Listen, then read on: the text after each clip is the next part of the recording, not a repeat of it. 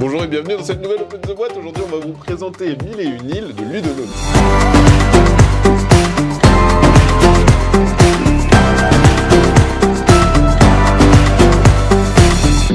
1001 îles, c'est un jeu d'Antoine Boza et Bruno Catala, illustré par Marie Cardois. C'est un jeu à partir de 7 ans où on va devoir créer notre île paradisiaque en essayant d'avoir les bons symboles pour marquer un maximum de points en fonction des objectifs qu'on aura récupérés. C'est pour 2 à 5, ça dure à peu près une demi-heure, et on va voir ce qu'il y a à l'intérieur de la boîte.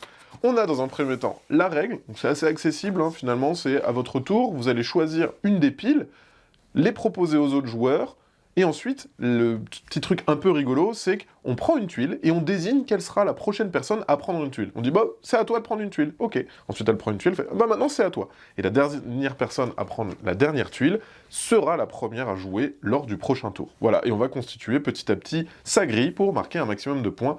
Et là, on a le rappel de tous les pouvoirs qu'on va retrouver en jeu. On a un bloc de score. Donc ça, c'est plutôt chouette. Il y a plusieurs façons de marquer des points en fonction des palmiers sur votre terrain, les combinaisons de oiseaux plus œufs, les éventuels bandits qui vont vous faire perdre des points. Bref, ici, ça vous permet de tout récapituler beaucoup plus facilement.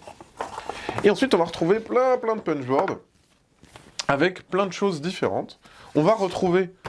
Alors, hop, ça fait une belle mise en place. On a ici une tuile personnage, donc il y en a autant que de joueurs. Vous en prenez une au début de la partie, et ensuite vous allez constituer votre île, et à chaque fois il y a 3 piles différentes. Le haut, le milieu et le bas. Et ici, ça c'est des tuiles rêves qui vont vous donner des objectifs, qui vont vous donner des points. On va petit à petit, comme ça, constituer son île, et on voit que, voilà, il y a plein de tuiles différentes, avec à chaque fois des informations différentes.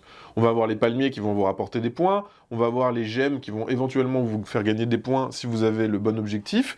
On a aussi des petites lampes de génie. Comme vous le savez, on peut faire que 3 vœux. Si vous en avez 2 sur votre terrain, c'est pas grave.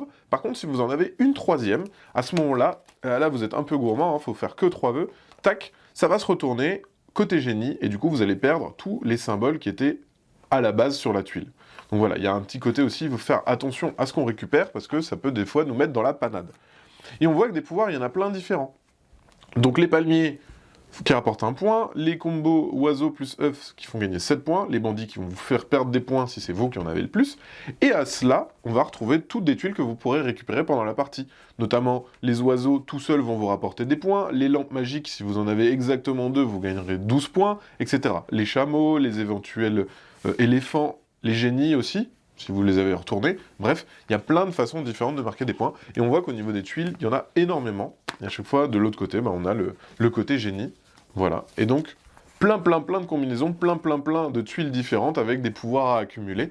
Et le but, c'est d'avoir, bien évidemment, le plus de points à la fin de la partie. Voilà, c'était une présentation de 1001 îles. Et bien sûr, comme d'habitude, on vous fait des gros bisous. On vous dit à la prochaine. Et d'ici là, rêvez bien.